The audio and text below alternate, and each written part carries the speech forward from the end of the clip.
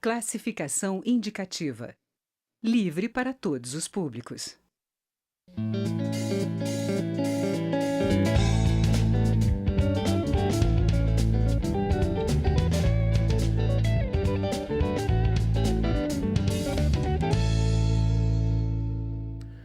Há 3 décadas, o deputado Ulisses Guimarães segurava com as 2 mãos o livrinho verde e amarelo e promulgava a Constituição de 1988, a Constituição Cidadã, como ele próprio batizou a nova carta. A Constituinte, convocada no governo do presidente José Sarney, entregou ao país uma carta constitucional moderna, sintonizada com os novos tempos, mas, na ânsia de provar que os anos de chumbo da ditadura tinham ficado para trás, alguns especialistas apontam nela problemas, além, é claro, de um excesso de detalhismo.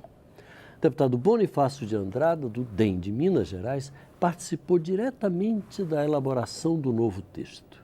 Ele é professor de Direito Constitucional e um profundo conhecedor da história das Constituições brasileiras. E é o nosso convidado nesta edição especial do Palavra Aberta. Deputado, seja bem-vindo ao Palavra Aberta.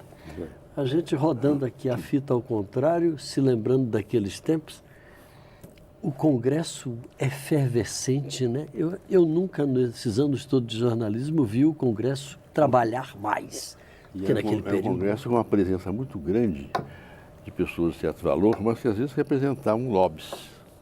Um lobby importante que se infiltrou em todo o Congresso foi o lobby do Poder Judiciário. A gente contava juiz lá dentro em quantidade. E desembargadores também. E eles forçaram a votação de muitas matérias novas que vieram dar ao Poder Judiciário uma posição de muito maior destaque e de muito maior força do que tinha na Constituição de 46 e nas Constituições anteriores. Desequilibrando os poderes. O Poder Judiciário, por exemplo, naquela época, ele era um poder que se articulava muito com o Executivo, né? Inclusive no tocante à nomeação dos seus ministros, dos seus desembargadores e o próprio Ministério Público também. Com a Constituição isso altera. Por outro lado, o Judiciário administrativamente se vinculava muito ao Executivo. Ele não tinha essa autonomia administrativa que hoje, porque a tese era que o juiz não sabe administrar. Então, não era bom entregar ao juiz a administração do poder. Devia ficar na mão realmente de pessoas de certo valor, de técnicos, mas que não seriam assim pessoas indicadas e dominadas pelo próprio judiciário, né? Isso é um ângulo interessante. Ora, deputado, como é que era o clima aqui? O senhor se lembra de alguma história? Porque o senhor conviveu com todos aquelas figuras diretamente. O clima é o seguinte, você tinha diante de si, como você falou bem, uma onda muito grande no país contra os governos militares. E a Constituinte nasce dentro dessa onda contra os governos militares. E isso influiu muito. Influiu de tal maneira que as lideranças principais e também os próprios resultados eleitorais deram maioria aos grupos de esquerda, né? E as esquerdas dominaram a Constituição. Embora, depois chamado Projeto Frankenstein, que foi um absurdo que surgiu, justamente de uma engrenagem que não devia ser feita, aí é que houve uma certa reação e criou-se o Centrão para enfrentar essas tendências esquerdizantes da Constituição. O Centrão foi isso, uma reação, né? E o Centrão passou a ter realmente uma influência muito grande. Aí equilibrou um pouco as tendências da Constituinte. Porque, agora, o que aconteceu foi que o Ulisses Guimarães estava muito pressionado pelos seus companheiros para participar da comissão de feitura do projeto. Porque, ao contrário, aquela comissão lá de trás de Afonso Arinos. Aquela desapareceu. A tradição brasileira era um projeto feito fora da Constituinte.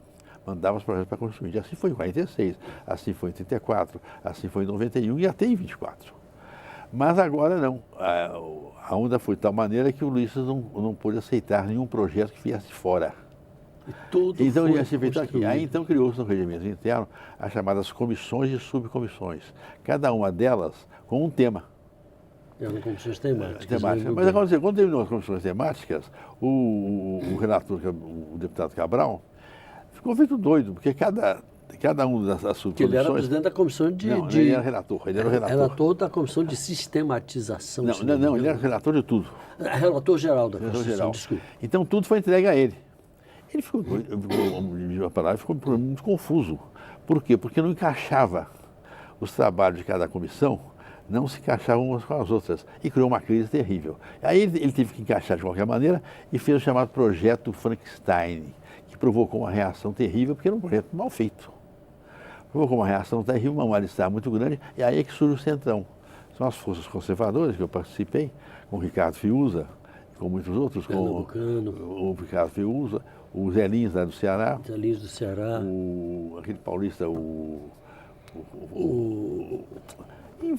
várias figuras. Alves, qualquer coisa Alves. Então o que aconteceu? Fizemos o prefeito Centrão. E o Centrão reestudou todo aquele projeto e conseguiu apresentar um substitutivo que foi votado e que passou a ser realmente projeto. Alves. Entendeu? Lembrei. Hein? Roberto Cardoso Alves. Esse era esse. Então, nós nos articulamos e fizemos realmente uma substituição do Frankenstein, do projeto Frankenstein. E esse substituto é que, de fato, foi a base para todo o debate e toda a votação da Constituinte. Foi substitutivo, logicamente alterado no plenário pelas tendências diversas. Em algumas questões havia problemas sérios. Por exemplo, eu me lembro bem do debate sobre a propriedade, o direito de propriedade. Foi um debate complicado. Eu não tinha participado das reuniões. Quando cheguei lá, fiquei assustado. Que o direito de propriedade oposto à Constituição era praticamente a negação da propriedade, né? E aí, então, comecei com outros deputados, uma reação muito grande, e a Constituição ficou parada. Aí que houve um acordo de que participou com os professores de São Paulo, e ficou o texto atual, que é um texto realmente equilibrado sobre o direito de propriedade. Agora, mas há outros problemas. O problema, por exemplo, da greve, o problema do direito de greve, o problema, por exemplo, dos direitos dos trabalhadores, um texto não. O problema relativo à mineração, brigas enormes, questão da mineração, o minério, né? O minério, e assim outras questões.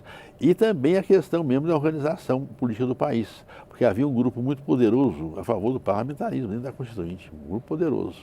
Do qual o senhor fazia parte. Ativamente. E de que uma grande, e inclusive as lideranças do MDB também estavam aceitando.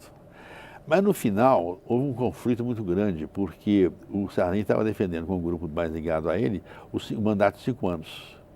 E o MDB e as oposições ficaram em desacordo com isso.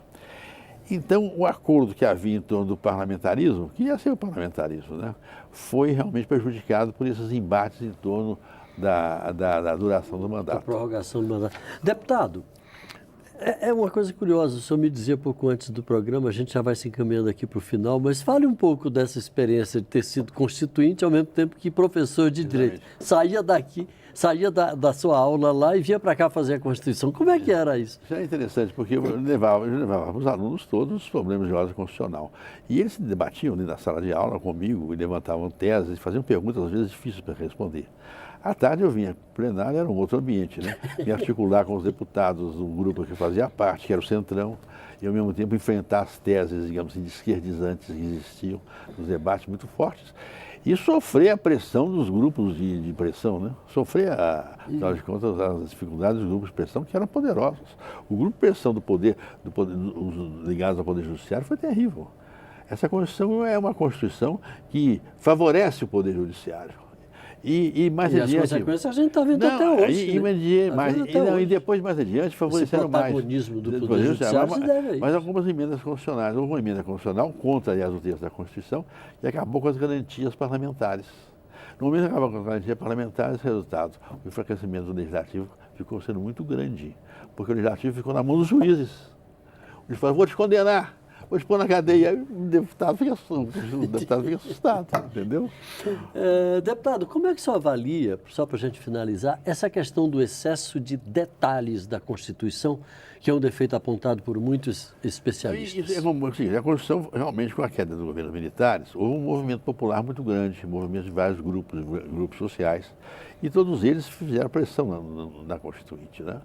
Quer dizer, é uma Constituição detalhista porque ela procurou satisfazer de vários setores da sociedade. E não deixar brecha para nada. Né?